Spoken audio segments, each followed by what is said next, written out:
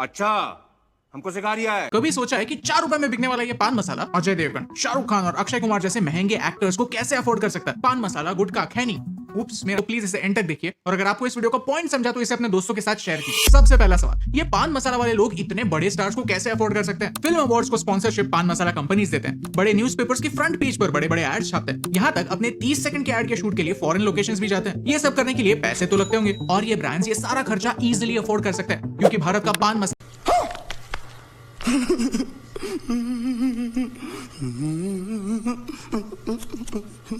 भारत पान मसाला एक्सपोर्ट करने में दुनिया में नंबर 1 है, और हमारा सबसे बड़ा इंपोर्टर यूएई है। पूरी टोबैको इंडस्ट्री कुल मिलाकर 4.5 करोड़ लोगों को एम्प्लॉय करती है। अब आता है मेरा दूसरा सवाल, क्या लोगों को कैंसर बेचना लीगल है? वर्ल्ड हेल्थ ऑर्गेनाइजेशन कहता है कि दुनिया में 10 करोड़ लोग टोबैको रिलेटेड कैंसर की वजह से मरते हैं, और ये नंबर 21वीं सदी में 100 करोड़ होने वाला है। मूवी शुरू होने से पहले आपने वो मुकेश वाले एड्स तो देखे ही होंगे। कैंसर का इन सारे नशीले पदार्थों से रिलेशन है, ये समझने के लिए आपको कोई साइंटिस्ट होने की जरूरत नहीं, सिर्फ एक बार थिएटर में जाकर मूवी देखने की जरूरत है। लेकिन फिर भी ये 41,000 करोड़ की इंडस्ट्री बढ़ती ही जा रही है। कैसे? क्योंकि वो जीनियस है, मार्केटिंग में जीनियस। यू सी, अब भारत में टोबैको प्रमोट नहीं कर सकते। 2011 के बाद सारी क्या पान मसाला में से टोबैको हटा दिया। पान मसाला बेसिकली पान के अलग अलग इंग्रेडिएंट्स का मिक्सचर है, इसीलिए केसर के नाम पर भी बिकता है, और इसे एक फूड आइटम की तरह बेचा जाता है। इनफैक्ट एक पान मसाला को वही ऑर्गेनाइजेशन रेगुलेट करती है जो आपके पार्ले जी को रेगुलेट करती है। ओके, तो टोबैको नहीं है, राइट? तो पान मसाला खाने से क्या फर्क पड़ता है? द सीक्रेट इज, जब आप पान मसाला खरीदते हैं तो लोकल गजब बेइज्जती है।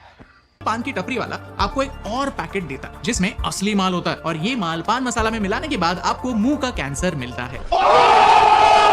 लिटरली मैंने एक्सपेरिमेंट करने के लिए सिर्फ ये पैकेट मांगा, और उसके साथ साथ पान वाले ने मुझे ये पैकेट भी दे दिया, मेरे पूछे बगैर। रिस्पॉन्सिबिलिटी से भागने में पान मसाला कंपनीज माहिर, क्योंकि टेक्निकली उनके प्रोडक्ट में टोबैको तो है ही नहीं, तो इस पैकेट पर कहीं भी वो कैंसर वाली वार्निंग भी नहीं है। इसी मोरल के पीछे चुपकर बड़े बड़े स्टार्स इसे प्रमोट करने के लिए रेडी हो जाते हैं। ऑफ कोर्स 5-10 करोड़ मिल रहे हैं तो ना कौन बोलेगा। इस स्टाइल ऑफ एडवर्टाइजिंग को सरोगेट एडवर्टाइजिंग कहा जाता है। अल्कोहल के एड बनाना बैंड है, तो अल्कोहल कंपनी सेम नाम पर क्लब सोडा निकालते हैं ताकि ब्रांड की इमेज बने। कैसेट्स एंड सीडीज निकालते हैं ताकि ब्रांड का नाम याद रहे।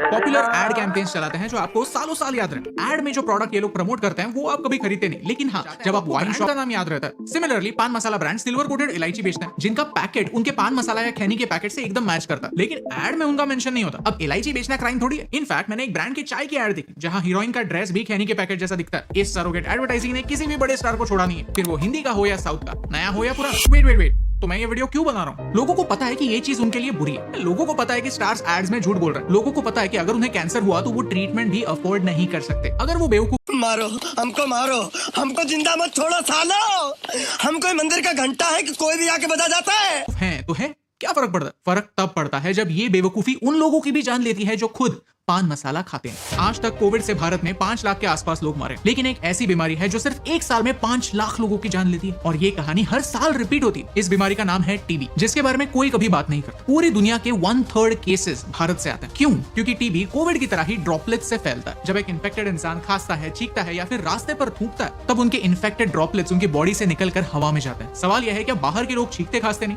ऑफ कोर्स, लेकिन वो थूकते नहीं। एक पान मसाला खाने वाला इंसान ऑन एवरेज 10 मिनट में 20 से 30 बार थूकता है। अगर वो रिक्शा चलाने वाला हो जो पूरे शहर में घूमता है, और अगर उसके बॉडी में टीबी हो, तो वो लिटरली टीबी एक दिन में पूरे शहर में फैला सकता है, आपके घर ला सकता है, आपकी किसी भी गलती के बिना आपकी लाइफ बर्बाद कर सकता है। तो हम क्या कर सकते हैं? इस वीडियो की शुरुआत में मैंने आपको बताया कि ये पान मसाला इंडस्ट्री कितनी बड़ी है। उसका एक रीजन था, क्योंकि मुझे इस इंडस्ट्री को एक सवाल पूछना। अगर करोड़ों रुपए एड्स पर खर्च हो सकता है, अगर आपके एक एड में एक से ज्यादा स्टार्स हो सकता है, तो आपके टोटल बजट में से एक छोटा सा हिस्सा आप लोगों को थूकने से रोकने में क्यों नहीं खर्च करते? इंडियन रेलवे हर साल 1200 करोड़ सिर्फ थूक साफ करने में स्पेंड करती है। बाय दैट लॉजिक ये खर्चा एक्चुअली किसे करना चाहिए? इस नुकसान की जिम्मेदारी लेता कौन? आपका प्रोडक्ट, आपकी इंडस्ट्री का प्रोडक्ट, उसमें टोबैको हो या ना हो, मेरे देश को ऐसे बर्बाद कर रहा है। थूकने वाले को शर्म नहीं है? क्या आपको शर्म है? क्या ये 41,000 करोड़ की इंडस्ट्री अपने टोटल टर्नओवर का 0.01% हिस्सा ये धब्बे साफ करने में खर्च कर सकती है? उनसे रिजल्ट की एक्सपेक्टेशन जरूर है, लेकिन उससे पहले मैंने खत्म,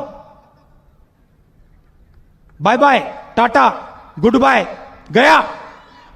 मेरे बिहेवियर में एक छोटा सा बदलाव लाए। मुंबई में किसी भी रिक्शा में बैठने से पहले मैं रिक्शा वाले को एक सवाल करता हूं, क्या आप रास्ते पर थूकने वाले हो? अगर वो हाँ कहता है या फिर उसके मुंह में मैं कुछ देखता हूं, तो फिर मैं उसकी रिक्शा में नहीं बैठ। जब मेरे दिमाग में आइडिया आया तो मुझे लगा कि मैं रिक्शा में ही नहीं बैठ पाऊंगा, मुझे कोई रिक्शा वाला मिलेगा ही नहीं। मैंने सोचा था कि सारे रिक्शा वाले थूकिया होते हैं, बट आई वॉज रॉन्ग। मुझे 1-2 बार रिक्शा छोड़नी पड़ी, लेकिन इमीडिएटली मुझे नेक्स्ट रिक्शा मिल गई। इससे 2 फायदे होते हैं। एक, मेरा पैसा सिर्फ उन्हीं लोगों को मिलता है जो नशीले पदार्थ खाकर अपनी गाड़ी रास्ते पर नहीं उतारते। ऐसे लोगों को नहीं मिलता जो मेरे पैसे से ये चीजें खरीदने वाले हैं। पैसा अच्छे लोगों को मिलता है, अच्छे लोगों का फायदा होता है। प्लस मुझे टीबी होने का चांस कम होता है। और दूसरा, थूकिए लोगों को एक रिमाइंडर मिलता है कि मेरे जैसे पागल लोग हैं जो उन्हें सवाल पूछते। अगर उनके मन में थोड़ा सा गिल्ट होता है तो उन्हें दो। आज प्रॉब्लम यही है कि जो लोग गलती कर रहे हैं उन्हें रोकने वाला कोई नहीं है, उन्हें सवाल पूछने वाला कोई नहीं है। पुलिस वाले भी तो थूकते हैं, लेकिन हाँ, जो लोग भुगत रहे हैं वो सच कहने से डरते हैं। क्यों?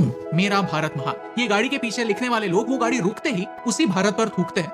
यही सच। तो मेरा सवाल आपसे, क्या आप उन लोगों को पैसा देंगे जो आपके देश पर थूकते हैं? क्या आप उस इंडस्ट्री को सपोर्ट करेंगे जो उनकी गंदगी साफ नहीं करते? क्या आप उन एक्टर्स की फिल्मों के लिए एक्साइट होंगे जिन्हें पता ही नहीं कि उनकी एक्शंस की वजह से भारत में कैंसर और टीबी जैसी बीमारियां फैल रही है? अगर आपको इन सवालों में सेंस लगा तो इस वीडियो को शेयर कीजिए, क्योंकि ये सवाल लोगों तक पहुंचने जरूरी। Tag your favourite actors, celebrities, influencers and ask them. क्योंकि पेंडेमिक की वजह से 2 साल लोगों को घर बैठना पड़ा। लगा था कि अब तो लोग सुधरेंगे, वही सेम गलतियां नहीं करेंगे जिन्होंने उनके पेट पर लात मारी थी। But I was wrong. आपके मुंह में कैंसर ठूसना है तो ठूसो, बस थूकना मना। ये मैसेज हर एक इंसान तक पहुंचना जरूरी है, क्योंकि एक के करने से क्या फर्क पड़ता है, लेकिन एक एक के करने से बहुत फर्क पड़ता है। और इन दोनों लाइंस में सिर्फ एक का फर्क है, and that's the reason why फर्क पड़ता है।